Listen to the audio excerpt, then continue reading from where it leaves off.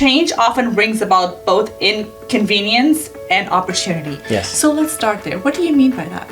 Change is a difficult thing for humans to navigate. Fear is a part of life. Yes. We fear for our safety. We fear for ourselves. We fear the impact of politics, of geopolitics. We fear war. We fear a lot of things. But does that mean that we should just be paralyzed and not live? As you change your perspective, you can change the world. You can change the world. And you start with the world within and around you. Also, you see the change coming about in front of your eyes, right? Yeah. It's like kind of when we grow up in certain cities our entire life and you see it change before your eyes. Yeah. And then you move away, you come back and you're like, wow.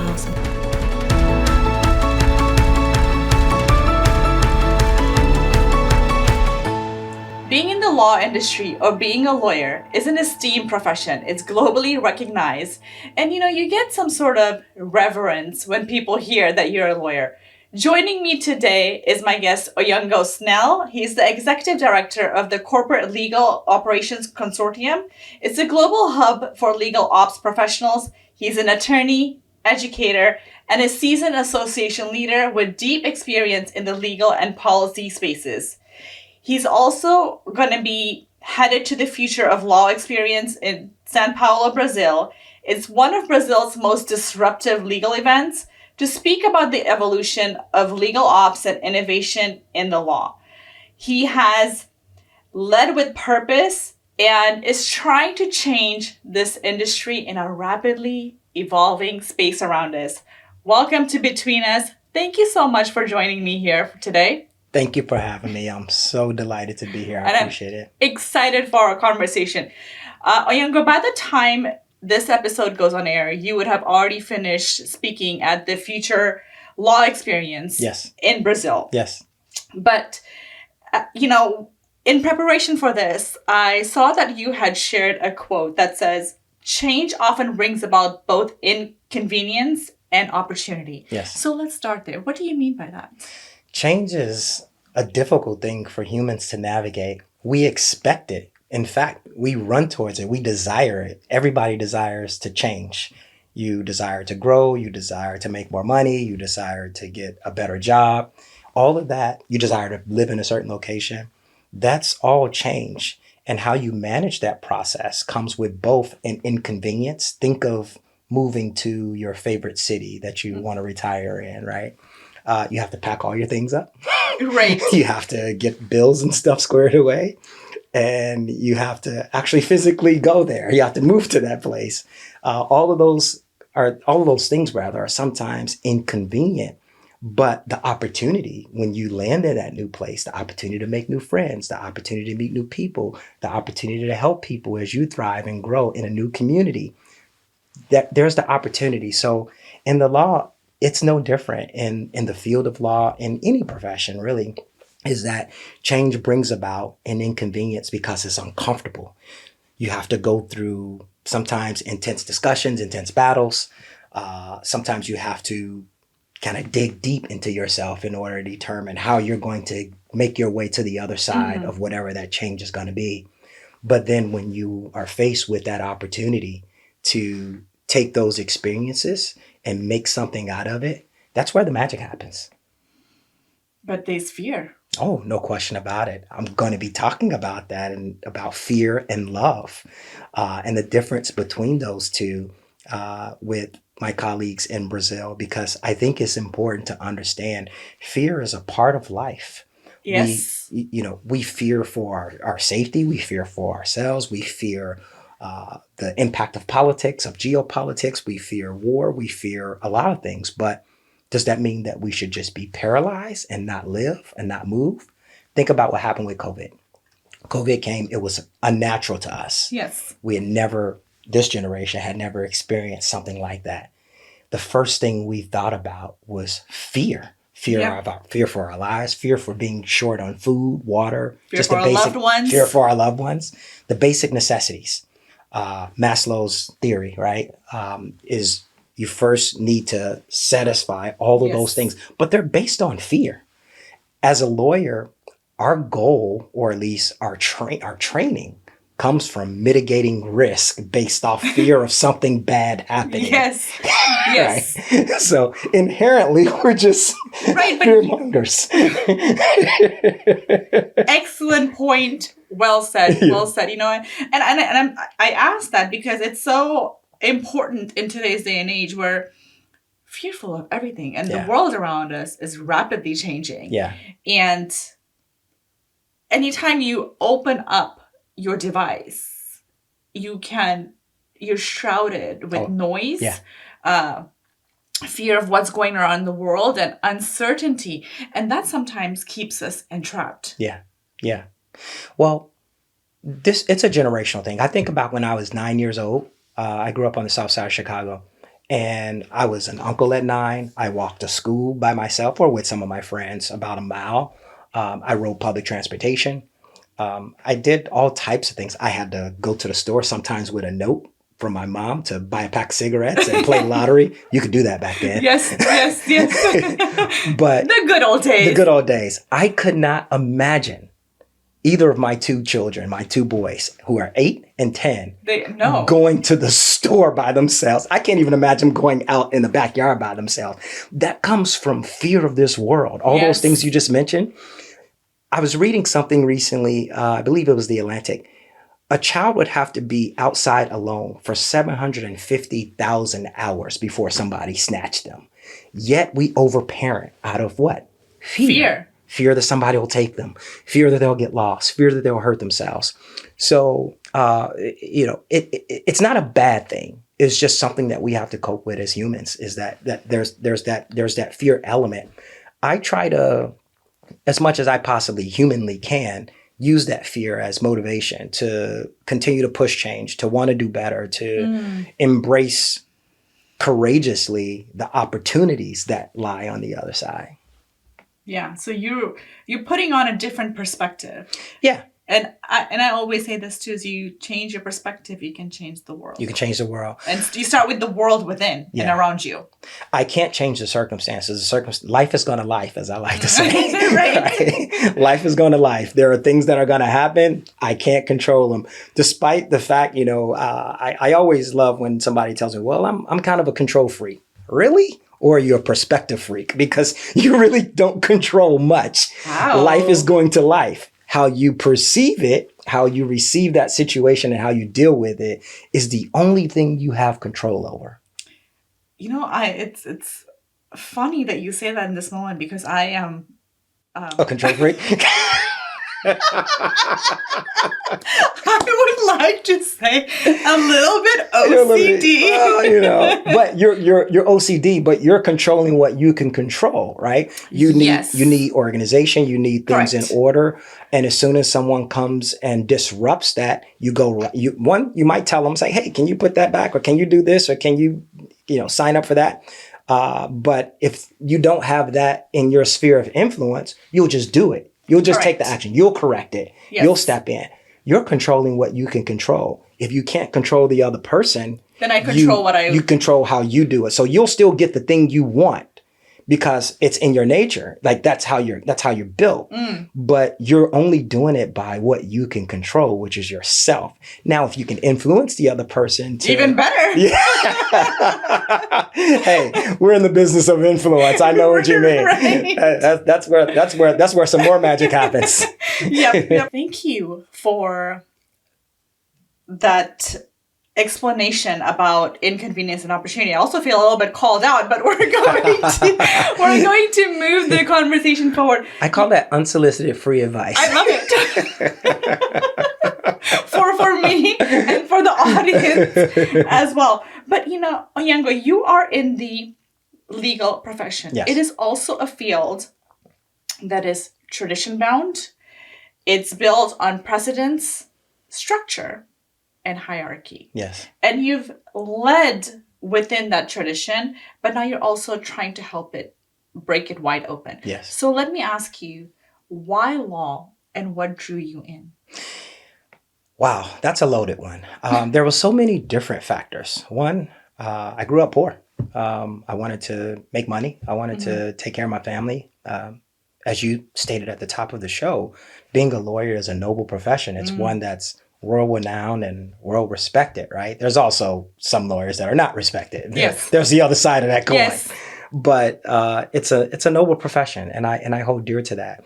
And as a kid, for me, not only growing up poor and wanting to be able to make some money and take care of my family, I also wanted to make a difference. I saw in my community pain, suffering, poverty, homelessness, health issues, and even in my own family, seeing those things, wondering what can you do about them, and thinking about how big the world is and how you can make a difference. Right. I thought that through the law would be that type of opportunity. When I looked around, I didn't see many lawyers that looked like me. So I had to figure it out. You know, they say representation matters. Mm-hmm. I do believe that, but sometimes it matters the other way too. What It do you matters. mean? It matters when you can see yourself in somebody else, but it also matters when you don't see yourself, because you then can determine that that's where you need to be because you're not represented. Mm-hmm. How do you be the change that Gandhi talked about? Be the change that you want to see in the world, right? I agree. Yeah. But you know, when you were speaking, I thought it was interesting because you said you wanted to make money, but being a lawyer, that's a commitment. Yeah. It's a long runway in terms of studying, the testing, and then you know the I want to say grovel, but you kind of have to like grind your way. That's a better word. Grind your way till you can get to where you can say, okay, now I want to pivot and see what I as a person stand for. Yeah. So how did you reconcile that? I want to make money, but then the longer runway to get there. Mm-hmm. Yeah. You know, when you're 6, 7, 8 years old, you're uneducated and ill-informed as to what it really takes to become a doctor, become an engineer, become a lawyer, become a public servant, become a teacher. You have no real concept as to all of the toils and struggles that you have to go through to get there, physically, mentally, financially. Even emotionally. Even emotionally, right? It's a struggle, as you're pointing out. And then the duration, the time frame at which you can't control. It's the process. I think for me, it's always been a delicate balance, you know, wanting to definitely be able to provide for my family and take care of myself, but also wanting to take care of the community that I represented, that I served in. I think the pivot kind of dovetails back to when I was younger and seeing my mom, who had not a lot, very little means, but still wanted to try to make a difference. I saw her who, my mom was a bartender and a jazz club singer in the city of Chicago, did clubs all over the city. But when Harold Washington ran for mayor in the 80s, as a young pup myself, 5, 6, 7, somewhere around there, I saw her get involved. I saw her get active. I saw her leafletting and doing things, taking time off work to go around to communities to educate them about this person who was vying for the spot to become the first African-American mayor of the city of Chicago. And I couldn't register all of that at that particular point in time. I saw it, but as I got older and had to make that determination, I think I leaned to those roots, unconsciously or consciously. Because you saw it in action, even when you didn't have language to put towards it. Right. No, not at all. Not at all. I could not tell you at 6 years old, I saw my mom doing something that was, in a positive way, so constructive and so substantive and have so much meaning to more than just her family. Without any excuses. A broader community.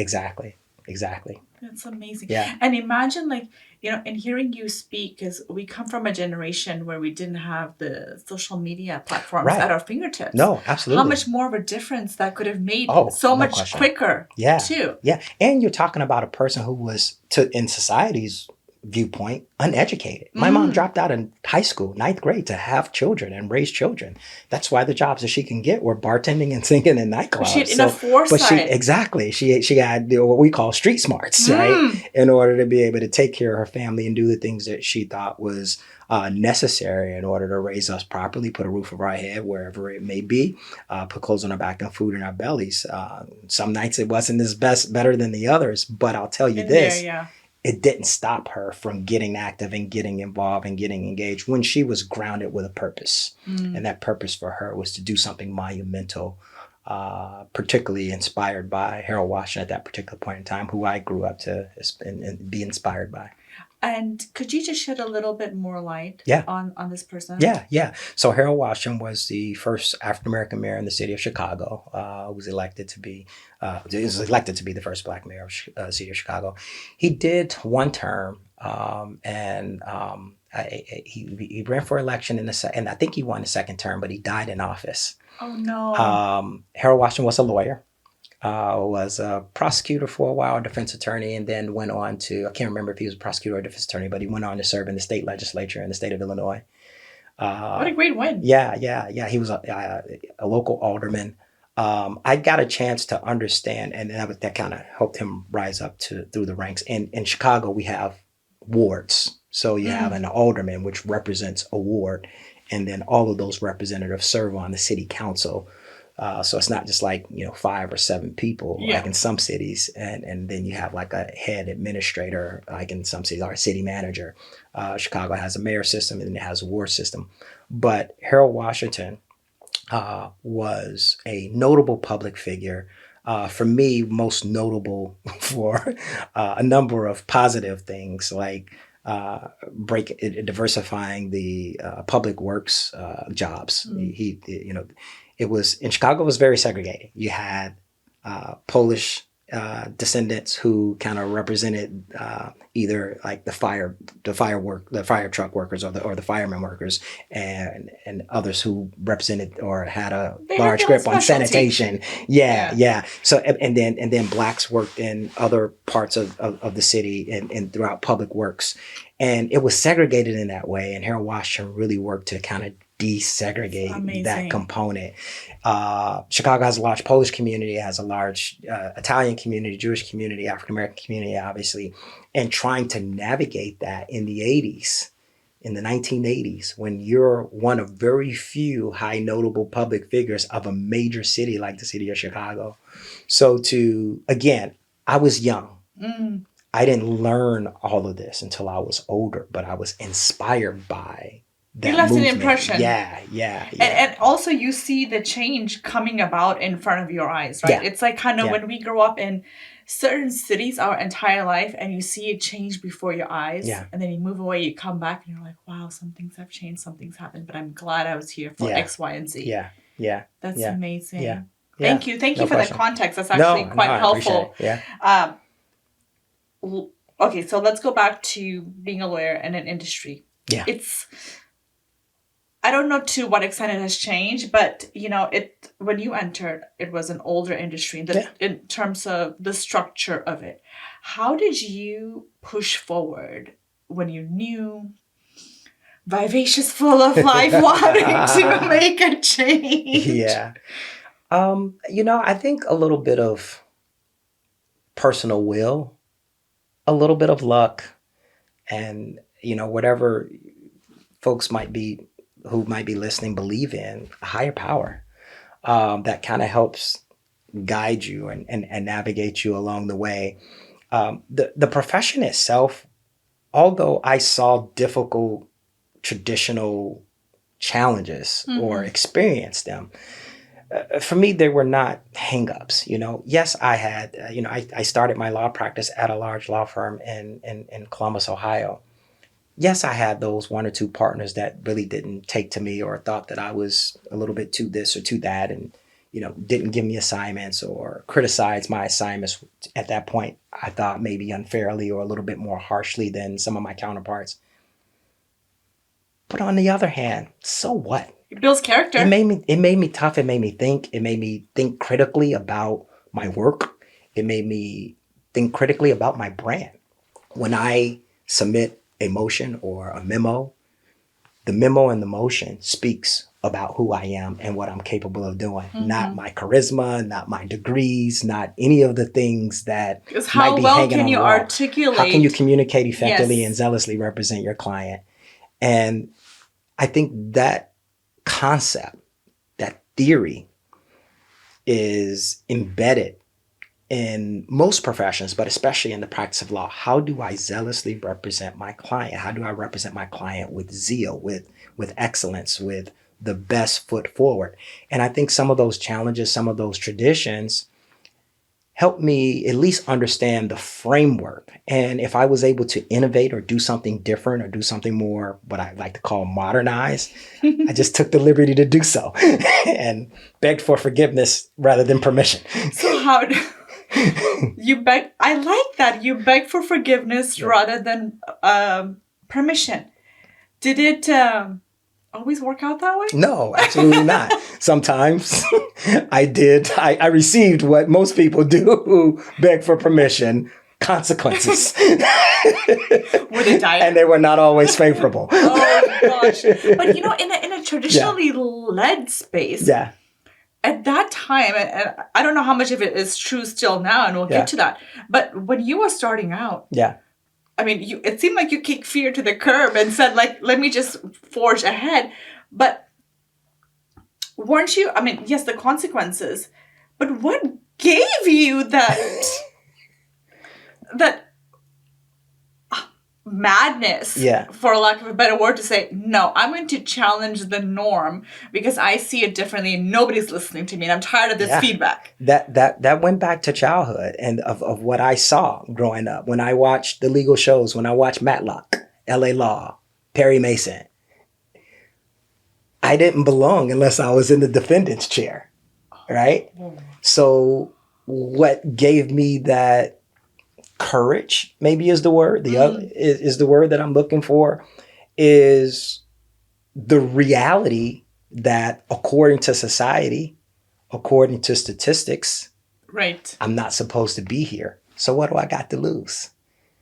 And I think that kind of spirited approach has gotten me a little further faster than taking a more cautious, well, I don't know if I'm supposed to do this, or I don't know if I'm supposed to say this, or I don't know if I'm supposed to hang around these people, or if I don't, all of those things where you question yourself and question your ability, question your authenticity. It puts you in a paralytic state to where you can't, you don't function as well. You don't take chances. You don't take risks. You don't innovate as creatively as you possibly can. And because I'm always looking to improve and enhance and get better and learn, that's just a lifelong learner in me. And coupled with that kind of, I'm not supposed to be here anyway, so what do I got to lose? It's just been my approach. Well, that's another thing. I would never teeter from a professionally ethical standpoint. So you know exactly how far there's a line. There's a difference between being innovative and getting yourself in trouble because of ethical considerations or not being a professional to where a state bar would have to step in. I have been, I'd like to believe I am rather, the ultimate professional when it comes to professional standards and ethics in the profession. But it's a process. It's something that you learn. There are things that you have to learn about what not to do or what you can do or what you cannot do. You can't have relationships with your clients. Right. When you say that out loud, it's like, yeah, duh. That's a no-brainer. Right? But people do happen. it, right? How do you get yourself in trouble that way when you know that that's something that you're not supposed to do? It's akin to something's hot, you shouldn't touch it, but you're going to say it anyway. You're going to do it anyways. Yeah, you're not supposed to commingle your client's money with your money or with your bank account. Yes. Like those are things, again, simple words when you say them out loud, simple concepts, simple theories. Yet you have hundreds, maybe thousands of lawyers that take that path, unfortunately. So the professional ethics is something that you definitely have to consider in any profession, but especially in the legal profession, because people are entrusting you with life-changing thinking issues, confidentiality, that could seriously impact them. So you have to walk a certain line in order to be a noble member of this profession. And also when you were talking about stretching that boundary line, did you have a mentor? I have what I call a board of directors, and they change just like any organization, right? how does, pick your favorite Fortune 500 company. They have boards of directors that meet quarterly that come to advise the organization. I don't have quarterly meetings. I'm not compensating any of them, but I do have different people in my life that have counseled me through and through on different matters, sometimes spiritually, sometimes personal relationships, many times my professional growth, my political stature and public service, the types of nonprofits and boards that I've affiliated myself with. There are people that I talk to, how we train and educate others that come after us. So there are people in my circle who have served in mentoring capacities, some peers, some a generation ahead of me or behind me rather, that have kind of say, hey, you don't want to go that route. I've done this, I've done that. You may want to consider XYZ. So I've been very blessed and fortunate to have people in my life that have helped me get to where I'm at. It hasn't always been just me or, by the grace of God only. Of course, everything is divine in my opinion and my belief. But at the end of the day, there have been people who have been placed in my life to help me get to where I'm at today. And I have not. I'm the first to admit that I did not get here by myself. And it wasn't a linear journey. No, not at all. And going back to momentarily what you mentioned about the people who have ebbed and flowed into your life when you needed them. Yeah. How did you have the discernment to say, sometimes when very early on when you said when life starts lifing, you lose in that moment the ability to discern and really take on advice that could be helpful. Yeah. And I'm guilty of that. Yeah. So how do you maintain that sense of awareness and sensibility, even in high pressure cooker environment, especially when life is just giving you like the business? Yes. Thank you. I know where you was going. I was going to find the right words.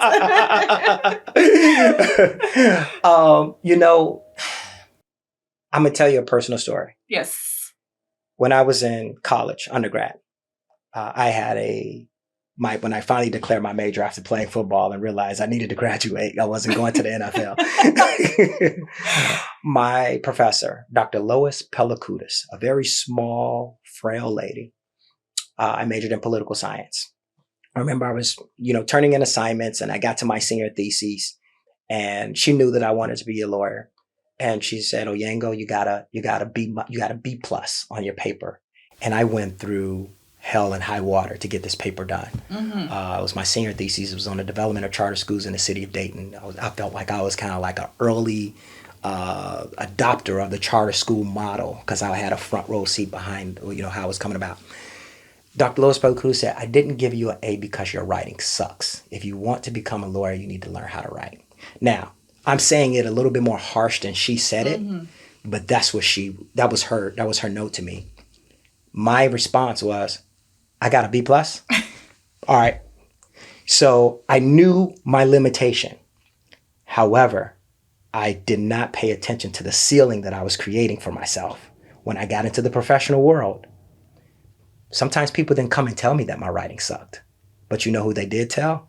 Each other. Yes. And you know what that did? Limited my opportunities to work with certain people when I had an internship because I began hearing chirping that I was not a good communicator, that I couldn't write as well as I needed to. I went and took business classes in writing. I went and got my MBA every time there was a group project, I wanted to write the product when we have to split up. But then I got double work because everybody wanted me to speak and present, but I didn't care. I wanted to write. When I went to law school, legal writing and research was my favorite course, straight A's in that entire component. So I learned that in order to really reach your ceiling, it's based on your limitations that you set for yourself. When I was in college, I knew that I can get by and get over with a B plus. And that's great. That's a great grade. I don't need to do anything else. But that same ceiling that I set for myself was a limitation in the professional world. And I had to get better. So it's that will to always want to get better and keep achieving. And what I also recognize right now is we hold ourselves accountable. Like you gave the example of, Yeah. oh, I can cruise by. Yeah. But when it comes to really holding yourself accountable for when you get older and the things that you need to do, we shy away. Yeah. Isn't that funny? It is. As the young kids say, I needed to make sure my bag was secure.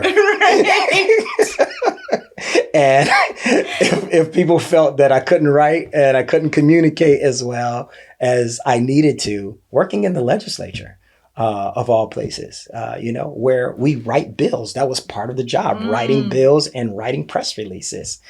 And if you can't do that very one thing at which you're employed to do, then you need to find another job or another industry to work for. But I find it so amazing. And it should be common, but it's, we look at amazements in the self-analysis and acknowledgement of our lack and say, I hear my lack, I see my lack, now I'm going to take the proactive steps to correct it. Yeah.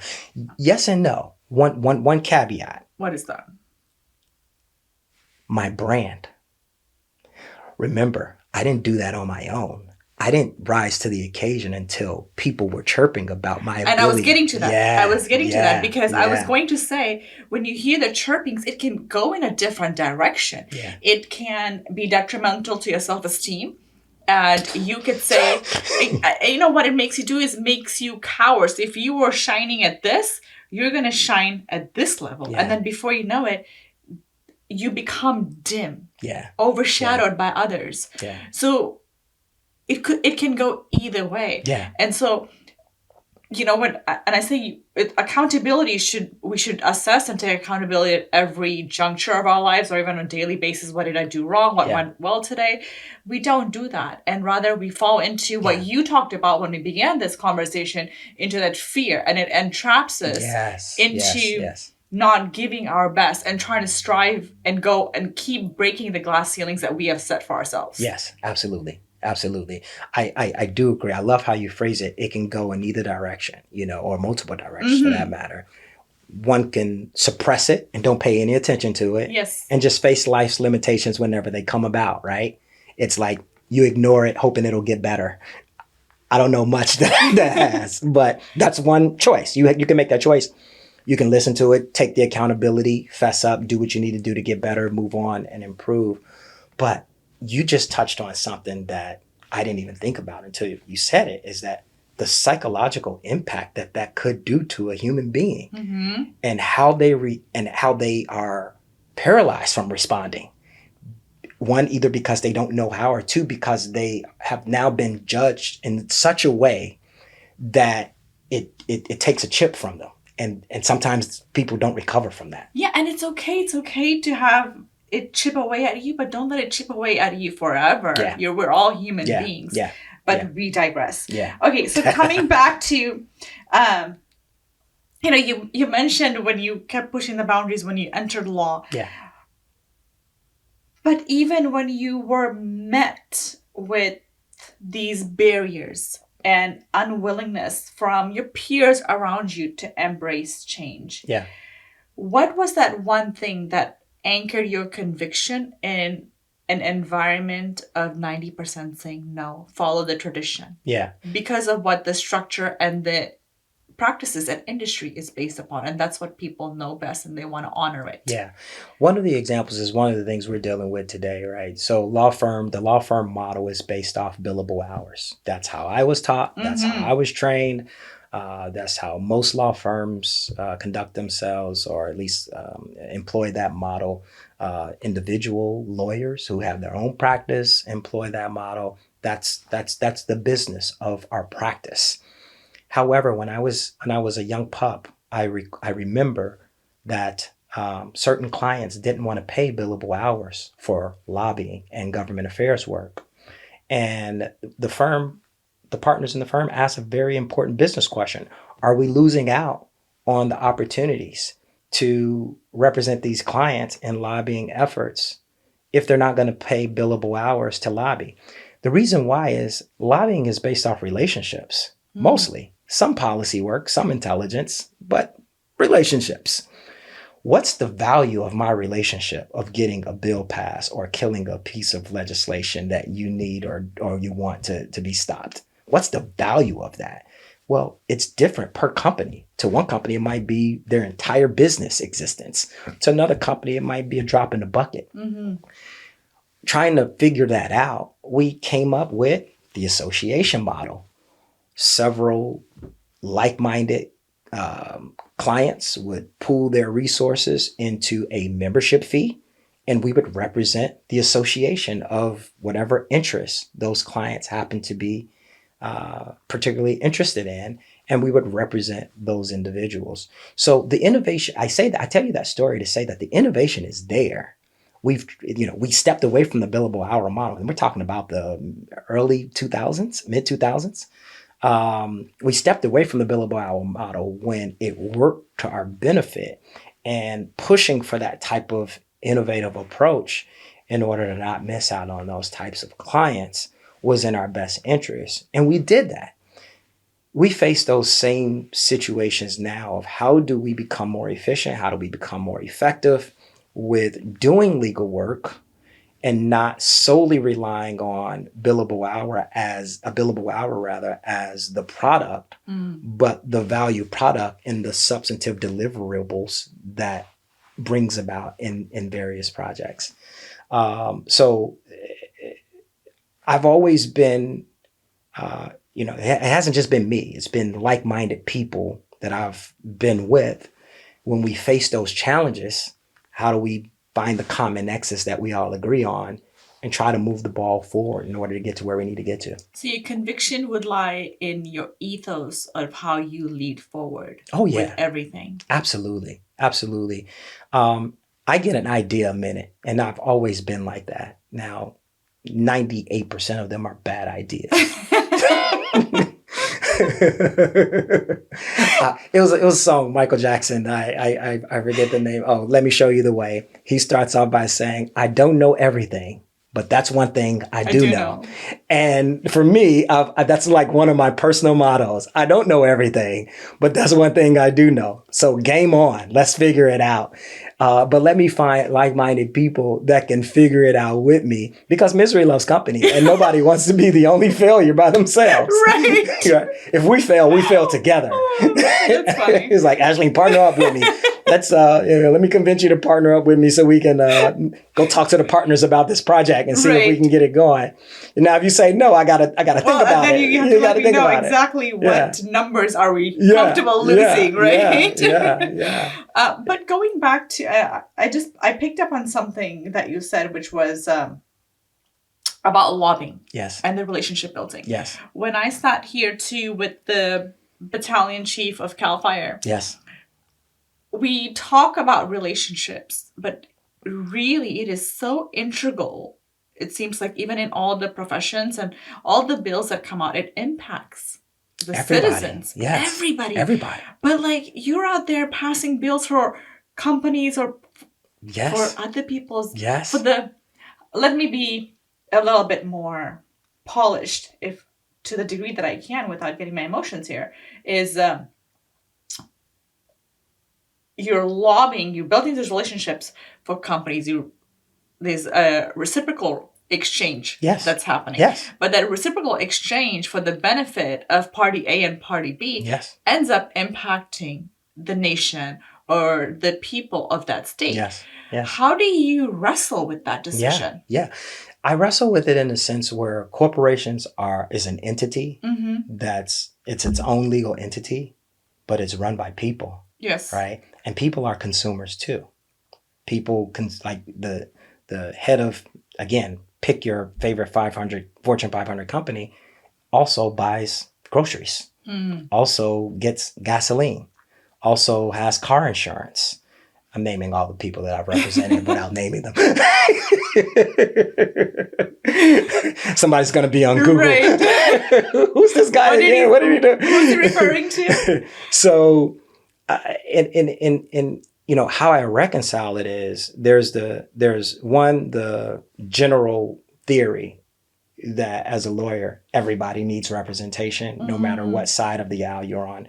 Every defendant needs a defense attorney, and every city or public governmental entity needs a public prosecutor, right? So that's part of the system. There's two parties, sometimes three, four, or five, but two parties, theoretically speaking, to every side of the coin. And then there's somebody who's impacted, right? Now, that impact is not always negative. Sometimes that impact is positive. And that's the part that helps me sleep at night. Okay. Is that there are times where we have an opportunity to pursue interests on behalf of big business, as we like to call it, while also making a meaningful, positive impact on consumers. Doesn't always happen, but it happens sometimes. And that's the part that you game on, that you really, really fall in love with. And I put you under the spotlight, but also to be fair, it's subjective to each person how they receive it. No question about it. And I tell people when I have represented big interests, and lawmakers want to say, we're being tough on big business, we're implementing these fees, we're doing all of this, and I say, yeah, but like dig deeper. Whose backs is it really on? Are those companies passing those costs off to the people you say you represent? Are you really being tough on big business, or are there more meaningful, substantive ways that you can work towards a solution in partnership? But we live in a time where you can't be seen with the other side. You can't be, if you're a Republican, you can't be seen with a Democrat. If you're a public official in a certain party, you can't be seen with a corporate executive. And it's kind of sad, the state of affairs, because sometimes you take the labels aside and let's just sit down to the table and have a conversation because we're trying to come to a solution. Yeah. Unfortunately, we just happen to be on a side that's either red or blue. Yeah. Yeah. But like we're working for the same cause, maybe 49% of it leans heavier towards one versus the other. Yeah. And tomorrow it's going to be the opposite. I'd like to come back for another segment and we can talk about I would love that. Reds and blues. I would love that. I would like to, I'll put it out there as a teaser. I would like to correlate or contrast the difference between red and blue, Republican and Democrat, and gang life. I grew up on the south side of Chicago. There was colors that you couldn't wear, or you couldn't be seen with somebody else in other colors. Or even in California, Crips and Bloods, blue and red. Like, what is the difference between the political gangs and actually gangs that we grew up in? I'm going to leave that there and just plant that seed. Because I have some common things, but I know we're not here to talk about that today. Okay, yes, I would love that. So let's go back to law. Somebody right now, a student, either studying for the LSATs, thinking about law school, or the idea has kind of come about. What would be your advice to them? How to lead from the middle, especially when, we're trying to reform this industry, and also about the journey of being the student and the runway that it takes to be successful at this job, and touch upon the burnout. Yeah. So I'm very fortunate that I served and currently serve as a law professor at the University of Pacific McGeorge School of Law. And one of the courses that I teach is for first-year law students called the legal profession. And in that course, we tackled this very question. How do you navigate your career path into the law? 1, 2, how do you do it in an authentic way and lead in this profession? Let me address that, but I want to take it a step further, or backwards rather, because the question, the way I hear it, is what's the advice for people before they even get into law school? Correct. Right? Because when you get into law school, you've made up your mind. You're 90% of the way there. There's a few. And you've taken out the student loan, so you might as well. Good point. You may as well. You may as well do something with it, right? Instead of just hanging it on your wall like this pretty painting. To those who are a little bit younger than those who are in law school, I think there's a few things to consider. One is what is it that motivates you?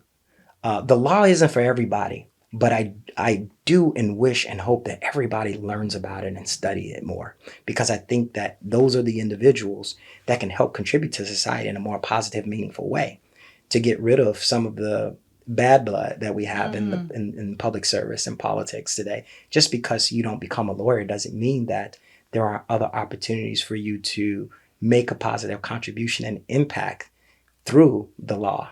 Not everybody that impacts the law are lawyers.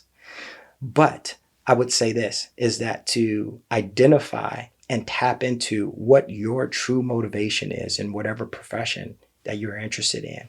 When you think about the law itself, you have so many opportunities to make a difference and make a lucrative career as well, whether it's practicing or not practicing. I've been more non-lawyer in my profession as a lawyer. And that's the crazy part about it. Wow. And I've been fortunate and blessed to be both lawyer, lobbyist, executive in various capacities of organizations. But the opportunities are endless within the profession. 1, 2, you have an opportunity to make a difference. 3, you have an opportunity to make a lucrative career to take care of yourself and your family, regardless of what your situation is. I'm never in anybody's pockets.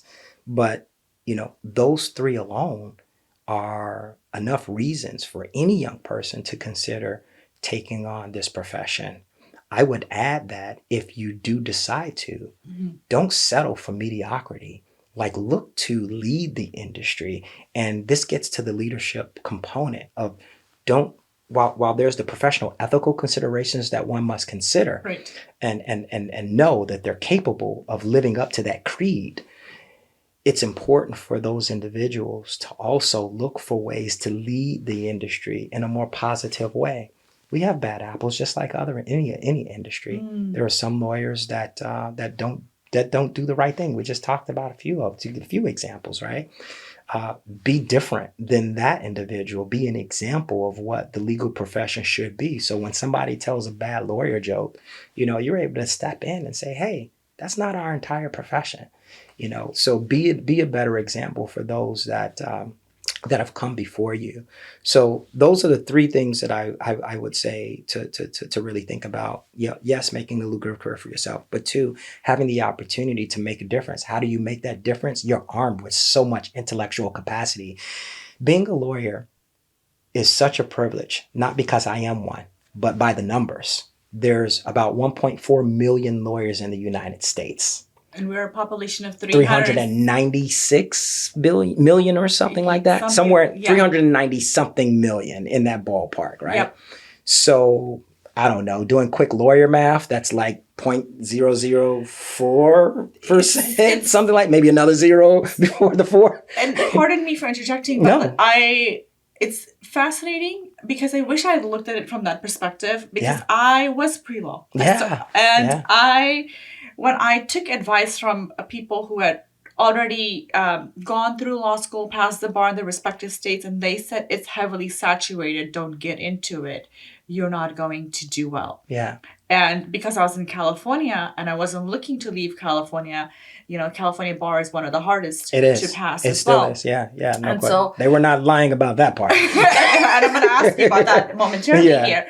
But I thought to myself, I was taking the LSATs, and I'm great at academia. I love being a student. But there are certain times that I am not a good test taker. Yeah. And then I thought to myself, I'm studying for the LSATs. That's 1 year. Yeah. LSATs and test taking. 3 years of law school. 1 year studying for the bar. 5 years I just gone studying. Then I have to pass the bar, hopefully, in one go. Yeah. And I'm strapped with so much debt. Yeah. So that's why I went the MBA route. Yeah. Because the student loan was a third of what it would have taken to get out correct. of And I was school. still at a private school, well-regarded, Yeah. smaller, quieter alumni, but still impactful, Yeah. with some of the best teachers from Berkeley, from Stanford, Yeah. at my college. Yeah. But I thought, why the heck would I want to work minimum 60 hours a week for the rest of my life, leading to burnout, and then having to have a midlife crisis after going through all of this and think, I need to pivot. Yeah, I'm glad you came back to it, because I didn't address it in the first part of your question. Of I talked about why young people should enter in this profession, but then you also talked about the authenticity of one being a leader in the profession and the relationship to burnout because of what you just said of having to work so much to get sometimes little return, or even if you do get a large return, the impact on the psyche or the physical body as it relates to that. Look, I say this, and this is where I get into trouble with my law students, is I am not the best example of the concept of burnout. And the reason why that is because, and I was talking with a friend who is a very reputable doctor in psychology. He's my best friend in life. About burnout, because I was told that it's this paralyzing feeling, this overwhelming feeling of just can't take it anymore. And I said, I've never felt that professionally in my life. I've always been faced with challenge here, okay, maneuver here, challenge there, okay, how do I maneuver there? It's like a mental game to me of how do I always say that there are no problems, there's only solutions, right? So I'm faced with a problem and I maneuver. So I was horrible at giving my law students advice on how to manage and cope with burnout and stress, other than what they told me to give them in the brochure to go seek psychological services that the school offered. Because to me, it didn't exist. Because your approach was different. Because my approach was different. But to others, it's real. And I had to reconcile with that. I would tell people, I'm from the generation, suck it up. I got a cut. All right, put a Band-Aid on it. Well, no, it's deep. So then how do you get two Band-Aids. So then how do you reconcile that with how we lead and how we were raised, with the information that was conveyed to me, this crippling fear of burnout, with the generation today? Where do you meet them in the middle? I think everybody has to make their own independent decision, that our advisors and our mentors are only there as a guide. But thank you, because I was going to say, but I want the answers from you. We are now... I hope I don't get crucified. Pardon me. But I feel like to a certain extent, we want somebody to cut the apple, peel it, put it on a plate, give me a fork, and that's great. But you didn't feed me. Yeah. That's where we are. Well, I'm with you a large extent. I'm with you 100%. But this is our personal opinion. Personal opinion. I'll say this. I'm from the generation, it sounds like you are as well, although I think I'm a little older, where... We don't talk about that here. You want an apple, you look in the refrigerator or on the counter, there are no apples. Well, who's going to go get the apple? You're the one that wanted the apple. You go get the apple. Right. Right. So it's just different philosophies. And it's just one of those things from a generational perspective that I'm learning to accept, that it's different. Is, as we talked about overparenting now versus what I did when I was a kid. And not having to, not putting yourself in a position to teach and lead the younger generation by old generational standards. So how do I meet this individual where they're at and teach them how to fish while meeting them where they're at, rather than feeding them a fish for a day, so that they can feed themselves for a lifetime when I'm long dead and gone. And it's a delicate balance to especially to battle with everything has to be done in a way where everybody feels psychologically safe, where everybody feels included, where everybody, there's all these considerations that need to be thought about. And these are right principles. These are correct principles to think through. But the process of going through them are challenging and exhausting. Yeah. So what do I say to those individuals? I say you have to find your lane, and you have to understand that your mentors or people that are there are guides. They are not the gospel. They are not, whatever your higher power is. They're not your God. They are a guide, another G word, guide, not God. So take what they have to say, but you still have to make the decision for yourself because you are ultimately, this goes back to the accountability, you are ultimately accountable for your life, your well-being, and your future, not that person. And ultimately, it also takes a little bit of searching within. Yeah. And constantly pausing Yeah. to say, okay, what do I really want? Is this feeding me? Yeah. And then you let that use that also as one of the factors to help guide you in the direction that you need to set about. Absolutely. 100%. Lovely. Now, this is something I've thought about and I've also encountered. Law doesn't always feel fair. No. You know, it depends on how you cast the light. Just like we're sitting here, we can either cool it down or warm it up with the lights, and that's, and it changes how we're perceived on camera. And it can also be true the fairness of the law, especially for marginalized communities. Do you think that that's a fair statement? Yeah, it's a fair statement. I would just add color from from my own personal perspective. The law is not fair. The law is a process.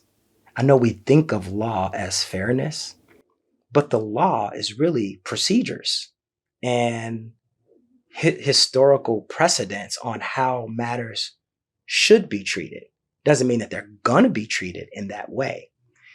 Equity is a sense of fairness. Equity is also a remedy in particular types of legal situations. So we sometimes conflate the law with fairness. When something happens, we call what? Law enforcement, the police, because we expect them to come and dictate the law and get me along the process to fairness. That's, take my complaint, start the matter for the judicial process. That's maddening. It is. It is. I am a little perturbed I know. right now. You were expecting me to like fluff and like tell you that the sky is blue and purple horseshoes and rainbows and whatever. I am so appreciative. Yeah. But I mean, it's frustrating that it's this process, that it's not a resolving. It doesn't bring you resolute, concrete determination from one way or another. I'm okay with that statement. Yeah. What I am not okay with is saying that the law is supposed to be fair. In certain countries, when there's a judge and there's a gavel, you've got a statue with blindfolds on so that they cannot be, so that they can be fair. Right. They're not leaning one way or the other. And I wish it is articulated and honed in that it's a process to get to a fair, equitable decision. Exactly. So, and look. And so that's why I'm a little perturbed right now. Lawyers are, and there's nothing I can do about it. No, in all seriousness, some lawyers might view it different. I personally view the law as a process. I view it as a process because it is in books, it is in codes, it is not the people.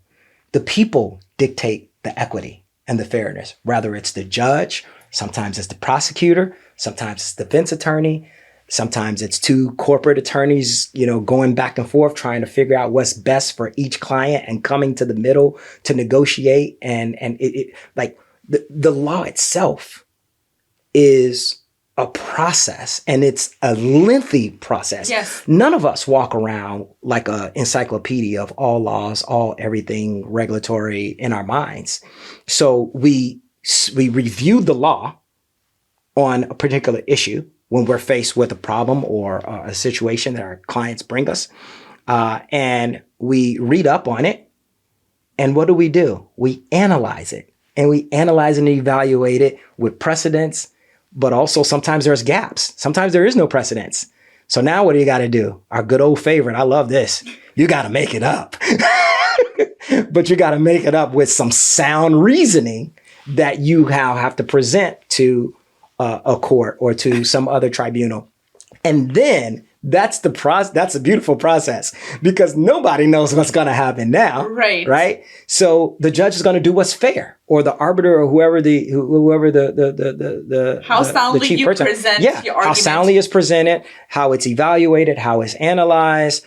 Hopefully stripping away any of the bias on who the clients are, hopefully stripping all of that away as humanly as we possibly can. Because one thing that we've learned is we all inherently have bias. Yes. Right? Yes. So part of this question really talked about the marginalization of people dealing with the law, this process, and how unfairly it gets administered. Right? Let me take it a step further. Yes, ma'am. When you talk about the unfairness and marginalized communities, there are so many people who might have a great case. Yeah. And if you follow the process, you can get a favorable outcome. But in order to knock on the doors of the successful lawyers, we're often dismissed many a times. Because I was pre-law, I can look at a document, obviously not as thoroughly and with your acute sense of how to go about it. There's some technological components that's taken over that can do it. You're right.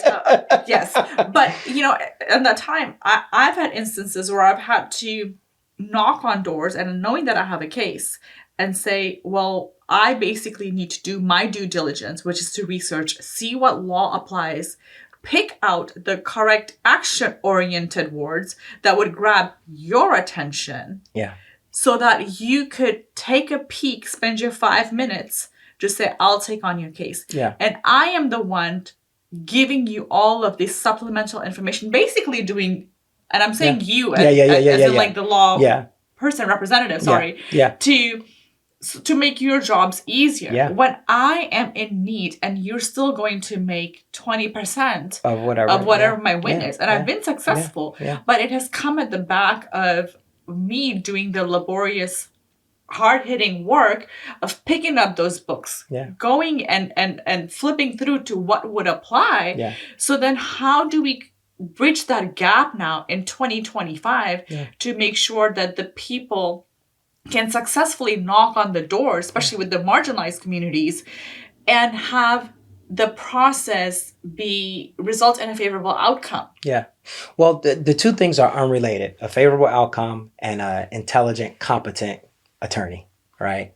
So that's because you can have the best of the best. Yes. And still not get the equitable favorite outcome that is just in your particular situation. And all of this is hypothetical and kind of like the fictitious you, right? So I just want to separate those two, a competent attorney versus a competent, intelligent, hardworking attorney versus those who, kind of pass by and go back to when I was in college and I got a B+, so I'm good. Yep. I know my ceiling. That's why I want to just teeter at that B+ level. I don't want to be better. I definitely don't want to be worse, but I don't want to do anything but just maintain, right? So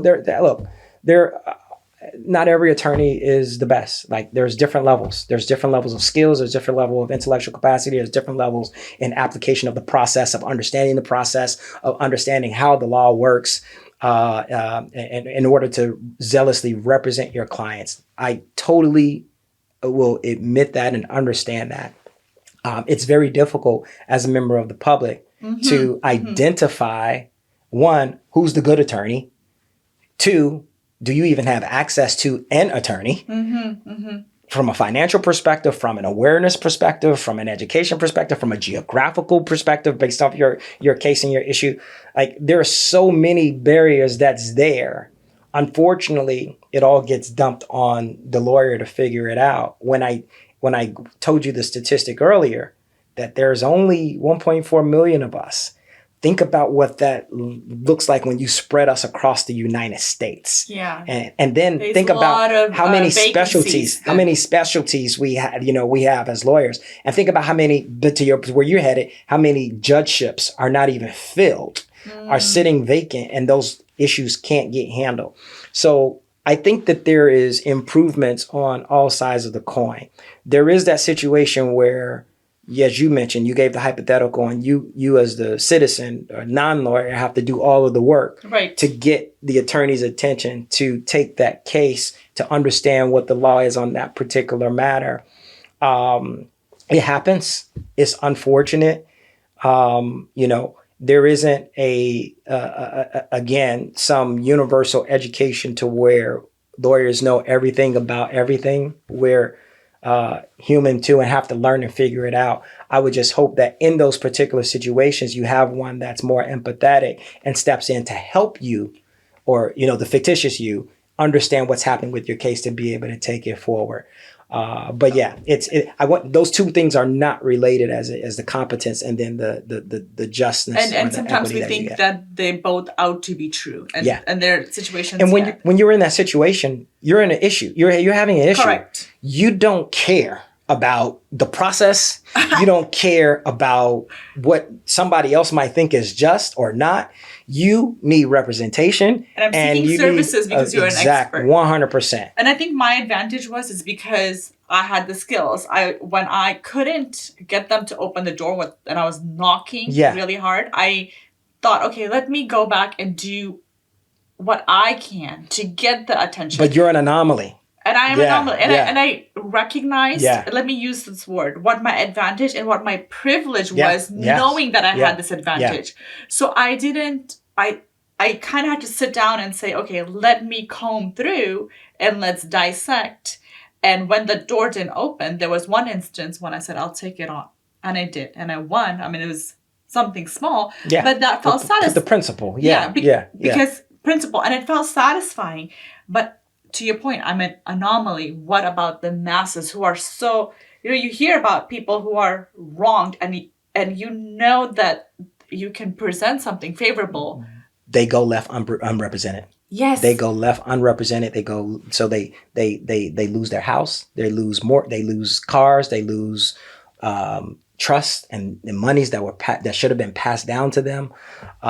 There's so much impact, negative impact that we can rattle off, or just simple Google, or ChatGPT or whatever. You got some time to kill. Look up unrepresented population in the United States. Do it by regions, by demographics. You can look to rural areas. You can look to rural, poor white areas. You can look to urban, metropolitan Black areas or Hispanic or Latino areas, or you can look to Native American areas, which are really, really hit hard. You can look across the spectrum and learn that there is a significant underrepresentation when it comes to legal matters in the United States because of the ratio to lawyers to the population. But also to your point of getting to the competence, the interest, the passion level that an individual attorney may hold or not hold in any given situation is also a factor. So, of what I was told, it's not an oversaturation. There is a need, dire need for these professionals. Yeah. Your I don't know, was it guidance counselor or whoever it was. They had a perspective. It was somebody who was already a friend who was already practicing. Sometimes we're our own worst enemies in the profession, right? It's like, if you're a teacher, you don't want to teach the kids, but I love teaching. I love it, right? You don't want to be a lawyer. It's a process. Yeah, but you do it every day and you get paid every 2 weeks or every month or whatever the case may be. Why isn't it for me, but it's for you? And that's the question that you talk about change and status quo and taking a stand and being courageous. If somebody has some advice for you, hear it, understand it, use it as a guide, but question the advice, especially if they're in that profession, right? Oh, well, you don't want to do this. It's dangerous, or it's this or that. Well, why does it work? Tell me, how did you navigate it? That's what I want to know. I want to know how you navigated it despite the circumstances. I want to be bigger than the circumstances. How do you navigate success or achieve success by navigating through all the hurdles and challenges that you've come to face? Because I do believe that person had his or her own bias or their bias towards the profession and thought you would be better off doing something in their minds better or more worthwhile or contributing in a different type of way that brings value to society. Yeah. And I see their perspective, but it goes back to what you said much earlier, right? Is remove the biases and change your perspective to see how you could approach a situation, look at the data and the statistics, what it would mean to you, and know what is required of you. But despite the requirement, if you still feel the same way, which is the getting through law school, Yeah. passing the bar, will it still feel your purpose? Find your purpose to keep moving forward when the days are long and it gets hard. Yeah. And I'll say this last thing on this point, is we talked about mentors. Mm-hmm. This is where that type of board of directors or group of mentors would come in handy, because, you know, as you get older, you use a health reference for everything, right? If a doctor tells you something that's not favorable, Right. what do we say? I want a second opinion. Yep. Right? Go get a second opinion. We don't apply that to other aspects of life. Go talk to another mentor or another guidance counselor or somebody else in the profession that you're interested in and get their take on it. Because what you heard when you was making a very pivotal situation that determines the rest of your life, right? You made I don't want to say you made a decision, because it was a factor in you making the decision, yes, as to how you would spend the rest of your professional life, mm-hmm. and what impact you would then have on others Absolutely. that came after you. And that's the part that I don't think people realize. We can help or we can do a disservice for those that come after us. Another personal motto of mine is, I only exist to make life easier and less burdensome for those that come after me. My life is what it is. How do I, what did it say? Legacy, make a difference. How do I impact the future by pouring into them everything that I currently have and all of the struggles, challenges, and somewhat privilege that I've enjoyed? How do I give that back to folks so that they can benefit from it, leverage it, and move quicker to where I got and beyond? I love that. And I think that is so admirable. And we need people like you. So thank you, because I know, and I've spoken to you and you feel so passionately about this, because I had said, but why? Aren't you tired? You're so busy with everything that you have got going on.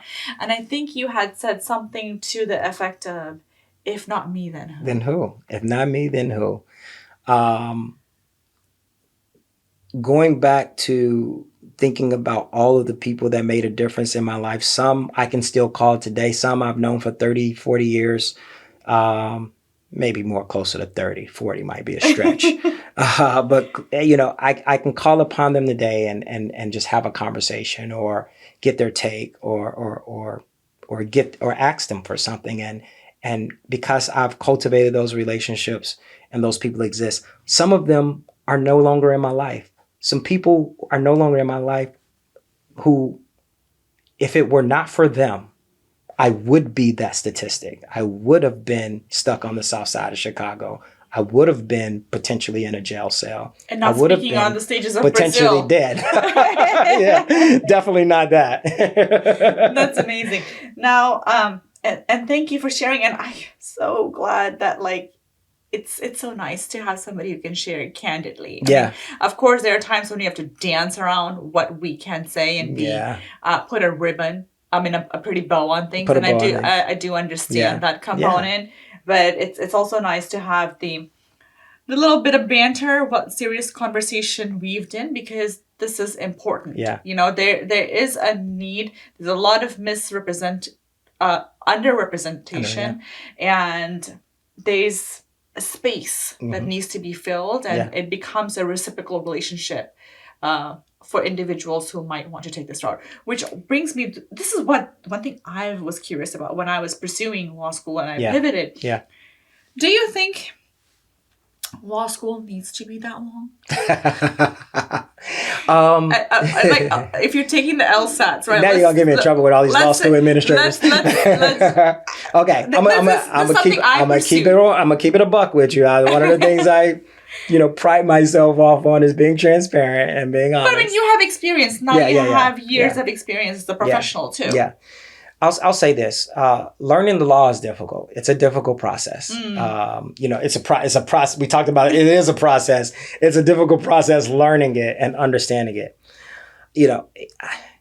In my innovative mind, I think the first year of law school should be a high school core curriculum of your senior year of high school, at least the first year of law school, of just understanding property law, understanding constitutional law, contracts, torts, and civil law, understanding criminal law and evidence. I think we glaze upon it. I know we do in like social studies or some type of political science, or you take some kind of theoretical course.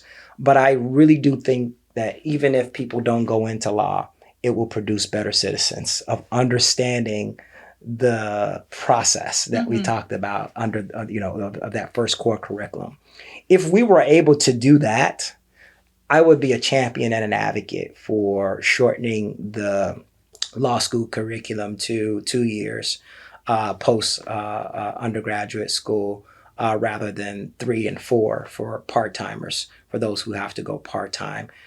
Because I think that it does take time for these concepts to actually sink in and really understand how to apply them. But like most things, I think the intelligence and the ability comes from practicing. That's why it's called the practicing And I was law. going to go there. Is if you could combine the practical elements of it early on. And the reason I asked you one, because it's a personal journey that I had decided to pursue and then pivoted. But additionally, I had an epiphany not so long ago that I thought, why did I do 2 years of like English writing, especially as an undergrad and all that, when I was in honors English in high school and I already met all the criterias. So there wasn't anything that was so jarringly surprising or new when I went into college. All you wanted was my money and my tuition. I could have just compressed it into 2 years and moved on rather than, that's a different topic. I digress. But the economics of education, I think that's a third podcast. Yes. What is the one truth about leadership no one wants to admit, but you personally have lived through? Yeah. It takes the humility to listen more than you talk. It's one of those things that's difficult to do, but it's necessary. It's necessary because you can't grow if you can't hear. And I don't mean hear in a sense of the ability, of the accessibility of hearing. I mean hear and understand, or even if you don't understand, empathize. Empathize doesn't mean you understand. It just means you're putting yourself in the other person's shoes to try to gain understanding. So that's what I mean by listening. Some people in my personal life probably would say, dude, you never listen to anything that I said. Well, I grew over time. It took time. It took a long time, but it took time. But I think that leadership is important, especially professionally. I think listening rather, is more important in the legal, in the profession, in any industry, but definitely in the legal profession, to be able to hear so that you can then innovate and think about the things that you can improve upon, the things that you can grow from, and the problems that you can solve. You can't solve a problem if you really haven't listened to it or read it or understood it or analyzed it, right? How do you be a valuable contributor if you can't hear, if you can't understand what's happening around you? So I think having the humility to listen and truly empathize and understand, or be empathetic rather, and understand what's happening around you, or what's happening to you or with you, or what's happening to someone else, so that you can be that leader. Rather, it's leading from the front, sometimes leading from the back, and sometimes leading from the side, having that discernment to be able to make that decision when and what leadership skills are needed for that moment, because it's not vanilla. It's not just cookie cutter. And not letting ego lead the way, because sometimes leaders are very ego-based. No question. And in hearing you describe, but not me. And in hearing you say, either lead from the front, from the side, or from the back, it's many are not comfortable stepping to the side. No. And I joke and say not me from an ego perspective, but I'm just as guilty of it. We all as have anybody, our moments, right? Yes. Yeah. But here's where I want to say probably mid-30s. for me, which was, yesterday. I came to the epiphany that if I am the smartest person in the room, then I'm in the wrong room because I'm at a fixed mindset state.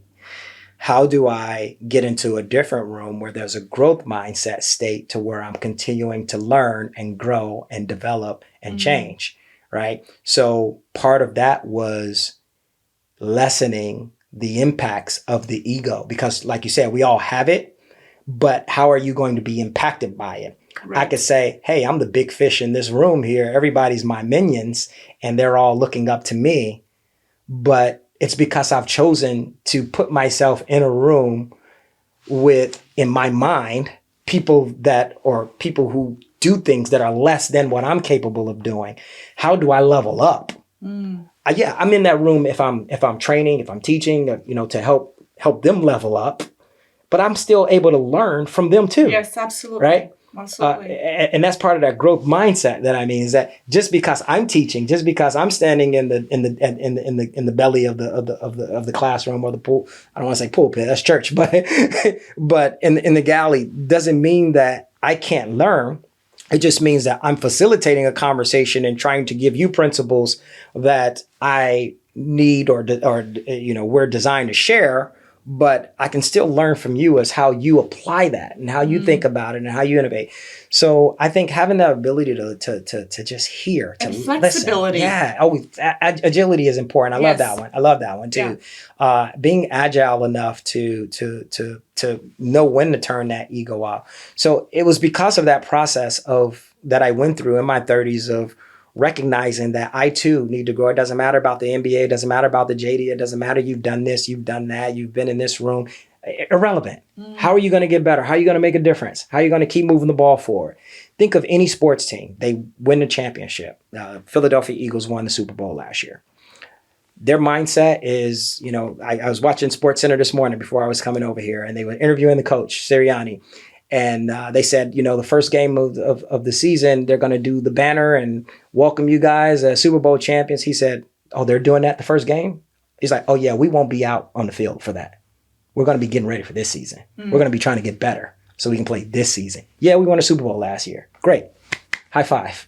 Everybody got paid. Everybody got their rings. That part's done. We celebrated. We did a parade. How do we get better? How do we move forward? How do we make this nucleus around us project forward so that they can have impacts on their communities? I love that. Yeah. I love that. And especially too, like coming from the example that you gave when it's easy to continue to say, I'm the big guy on the field. I just won. Yeah. Come on, what have you got? Let's see. Yeah. Right. I got that B+ and I won with it. Yeah. I don't need an A. Yep. Thank God, Dr. Pellicruz. I hope she's still living. She's to be 177 years old. Okay. Oyango, you started in Columbus, Ohio. Yeah. Professionally, yes. Professionally. Yeah. So it's Midwestern roots. Yeah. It's deep civic and legal ties, if I understand that correctly. Yeah. And now you're leading a global organization, CLOC. Yes. From California. Yes. That's a massive shift. Yes. So what drew you out west and to the California bar exam? Well, the good thing is this, and they're related of what brought me out west and the California bar exam. I am a licensed Ohio attorney. I am licensed to practice law in Ohio. I've been a member of the Ohio State Bar Association for many, many years. I am not a California licensed attorney. I was registered as an in-house counsel to practice law in the state of California for my previous employer, which brought me to California. And that was the Western States Petroleum Association, where my dear friend just became the president and CEO, Jody Muller, who was my comrade for the many years that I was there, which I'm pretty proud of. But it was that role that brought me to California from Washington, D.C. I was lobbying for the insurance industry, property and casualty insurance industry, and residing in D.C. When I got one of those LinkedIn emails that say, hey, we got the perfect job for you. And if you're interested, give me a call. It was around the time where you would usually get that, we got the perfect job for you, but if you're not interested, please send it to your network. It didn't have that last part in. I was like, oh, I think they're really talking to me. It's not some algorithm. Right. So that's what brought me to California to serve in a legal capacity and step away from lobbying and be the first ever general counsel for this organization, this 115, 16, 20-year storied organization, and help build their legal team. And that was fascinating for me. And what a learning experience, too. What a learning experience. But, I didn't belong in the room anyway, right? So why not me? And why not take the opportunity to do it? As a lawyer, there are certain careers that you aspire to be. Some of us aspire to be judges, general counsels, rainmakers at law firms, partners at law firms, managing partner. To be a general counsel is one of those kind of like noble accolades as an attorney that you can aspire to be. To run an entire legal operation for an organization is truly a privilege and a blessing, and I'm glad I had the experience to do it. So that's what brought me to California. I never had to take the bar exam because I was able to register, and I did not want to take the bar exam because I don't know if I would have ever passed it either. I did look at it. I said, I don't know how I would start with this question. That was my thing with the LSAT. I'm done. So I understand. But it must have been such a cultural shock for you. Yes. California is great. Coming from Ohio with those deep civic and legal ties. Yeah. Is there a marriage that you saw between Ohio and California? No, the polar opposite. Oh, yeah? No, absolutely. What were the three things that struck out immediately that you still remember? Well, one is there's a different type of community orientation in Columbus or in Ohio in the Midwest than there is in California. California, in my opinion, this is just me, and I'm an outsider, so this is my opinion, and I'm sticking with it unless somebody tell me different. When it comes to getting things done, it's cliquish. It's here. Yeah, you gotta know the right people to really, make some things happen. You could say that that's the case anywhere, right? But in comparison to Ohio, it was something that struck out. It was something that struck out to me, and then the actual liberal leadership that was in place is a key difference than Ohio, which drove the different types of policies that were being discussed and debated. Jumped out dramatically coming from Ohio to California. But I think the third thing is, this is more just personal opinion, is the politics is a little different in the sense of, in Ohio I felt it, and maybe it's just because I was connected, but I really felt it. Here, it's so big here. We're so spread out. We're so spread out. I don't feel it. I know it affects me. I know it affects the taxes that I pay. It affects the food markets that get brought up into our neighborhoods. The tangible things that you can see. Yeah, it affects the roads that have potholes on the streets that still haven't been paved, but that's another story. Yep. Despite that Senate Bill 1 or House Bill 1 or whatever that's supposed to be fixing the highways, it hasn't done so yet. At least not in my area. They haven't got to my area yet. That's what I keep saying. So yeah, it was a dramatic difference in that regard. But at the same time, I think there was some commonalities too. And there's a lot of caring people here. It's people who really, really care. People who really, fight for just justness and equitable treatment, and just want to be human. And treated as such. The spirit of Californians. Yeah. In your experience as a lawyer, does it make it to the table where something is signed and sealed, where it is law, where we can say, our passion resulted in something tangible?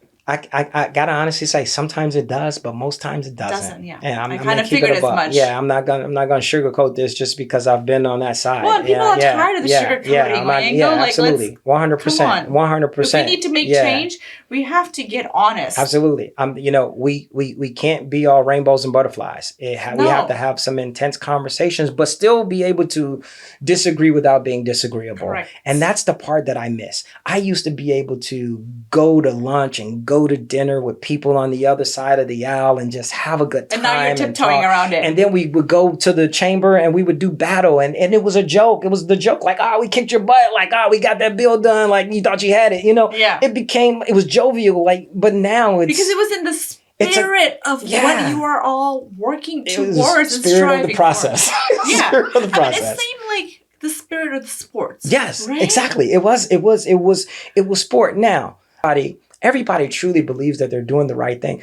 Look, I believe that there are some malicious people in the world. I believe that there are some evil people in the world. I truly do. I believe there are racist people in the world. I believe there, are people who just will never ever believe in equity and a sense of justice and fairness. But in my heart of hearts, I believe that 99.9% of the people who work in public service and in these chambers are doing what they believe is the right thing to do in that given moment.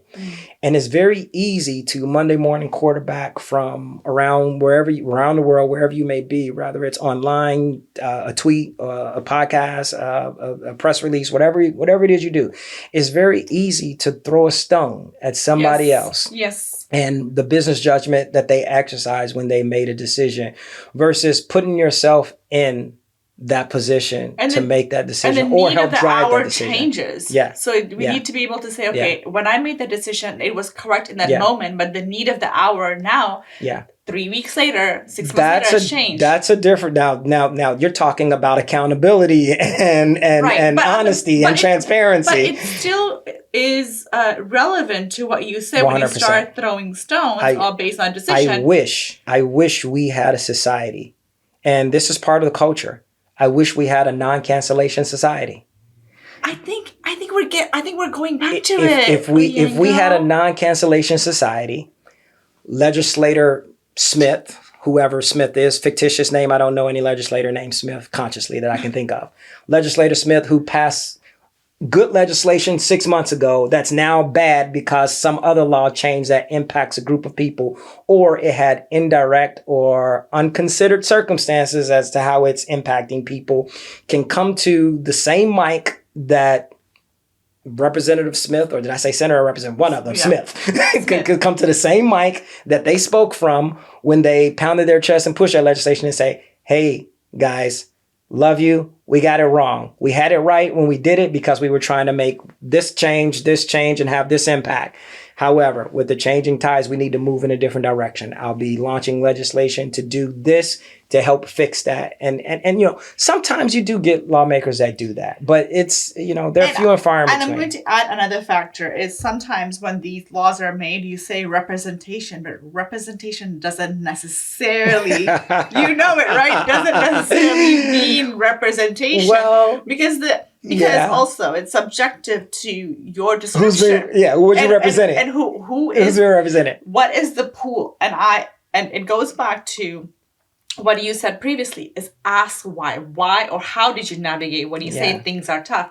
Ask what is the representative sample and what were the variables that were being used. But again, I'm digressing a lot here today. But we're not having these conversations that can actually drive value because we're so emotionally led and charged. And that's great. Emotions act as a driver. Yes. But it needs to be balanced with practicality, with equip yourself with knowledge. Yes. And go a layer deeper than your chat GPTs because everything is, in my opinion, sometimes it's being scrubbed away. And we need to go back to some of the old context and education that there is to layer upon everything to come to the best decision. That's no question my about opinion. It. I agree wholeheartedly. Look, I had the opportunity when I was serving in my general counsel role to be the consciousness of the organization. And I didn't understand what that meant when I started off. But, again, talking with my board of directors, and two of them happened to be general counsels at various companies in the banking industry and in the energy industry, and just really getting their guidance and thought process as to what that looked like. But I had bigger aspirations. I wanted to run an organization. So I left WISPA at that time and went on to be the chief executive officer of our state bar, voluntary state bar. Although I was not a California attorney, I was not required to be one to lead the California Lawyers Association and its charitable affiliate.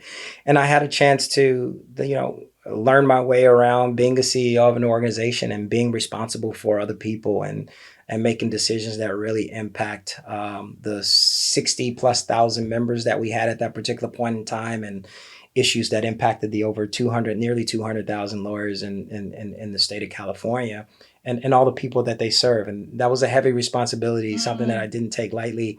And I learned a lot. I failed a lot too. I made a lot of mistakes in that role. But you wouldn't have been able to pivot if you didn't make mistakes and see where you went wrong. 100%. But I took all those mistakes and all those learning to the classroom and began teaching.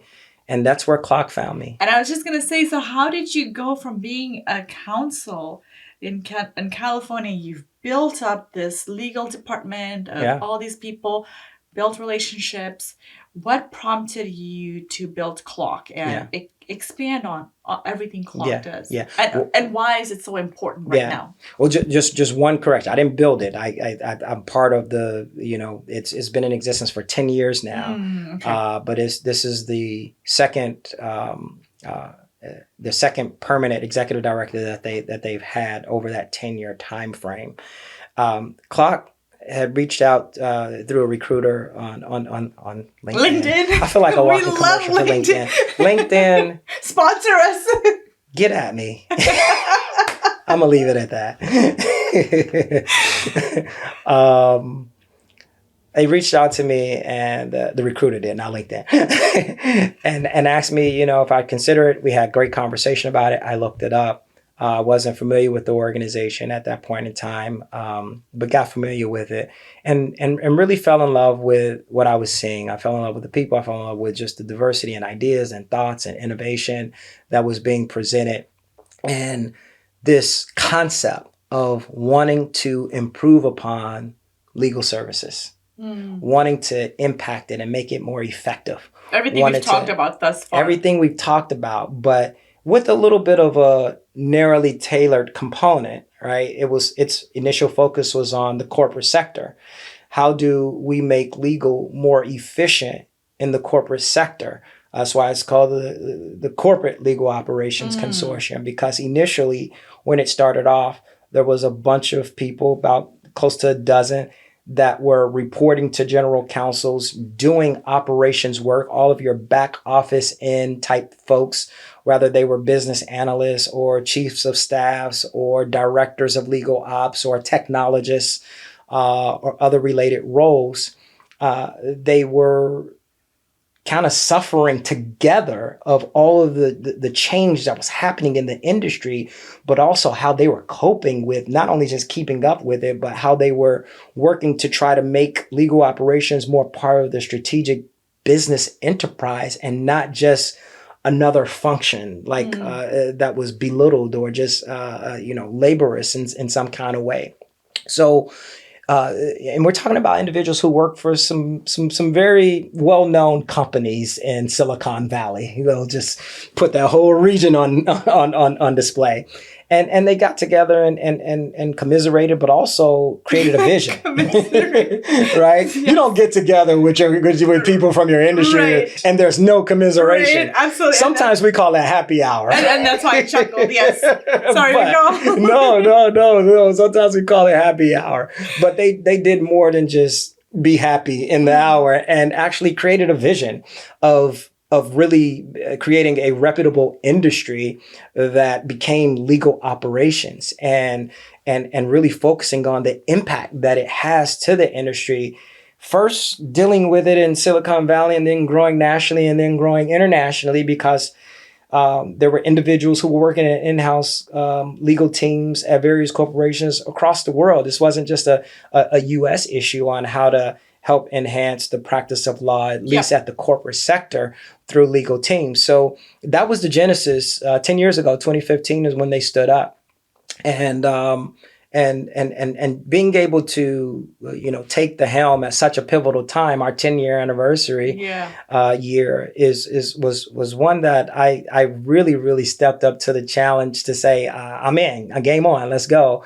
I think its importance have expanded from just the corporate sector to the legal industry all around. Right. And talking about issues that impact the delivery of legal services, rather as technology solutions, rather as the efficiency and effectiveness and how legal services are dealt with at a corporate level, but also at a law firm level. And having the opportunity to have these conversations globally gives more meaningful impact, because sometimes we're in our own little bubble in the US. Yes, we think we're the best at everything. Yes. Most times we're not, but we think that we are. So, there's that sense of confidence that comes along with that. So I agree. Because we think that sometimes it's humbling to step outside our own bubble and listen and learn, going back to that key trait of leadership, listen and learn and understand what other legal operations professionals around the globe are actually doing and experiencing, and then trying to find global solutions that help us not only advance the industry, but solve problems in the legal services delivery area, be it be at a corporate, for a corporate in-house team or at a law firm. And I say this often in my podcast, is we live in such an interconnected world, and with businesses having one foot in one country, one foot in another, there is that need to bridge the gaps. Yes. How do you move forward that is for the benefit of everybody, and translating back from business to consumers, right? But there's, to your amazing word that you have shared throughout, the process that you follow to be successful without getting into trouble. Utilizing the law and the due process to do things right, where it doesn't put you in a chokehold later. No question about it. I mean, look, I'm biased. If you ask me, I would love for every in-house legal department to have a legal operations function. Right. I think that as well at law firms to have a legal operations function, because I think that the efficiencies that legal operations professionals help to put in place impact the business enterprise-wide at a strategic level and helps drive results more efficiently, more effectively. So what does that ultimately mean? Lower costs for consumers in products and services. Right. And that's where you asked me a tough question earlier. Is like, how do you reconcile, representing some of those big industry type, corporate types? It's every opportunity to have a positive impact is every day you wake up. So every day you wake up, you have an opportunity to bring about change in a positive way, regardless of who you work for, who you work with. You just have to make that decision that that's the day that you're going to make that effort. Oyango has shared so much about the legal profession thus far. I think we are going to make this a 2-part series. So join us next week where we continue the conversation with CLOC, how that aligns with his core values. Also an important conversation on DEI as it's helped drive those changes as well. So meet us back here next week.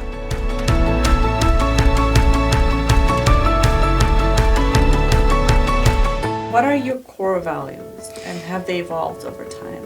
Yes, they've evolved over time. I enjoy building things with CLOC.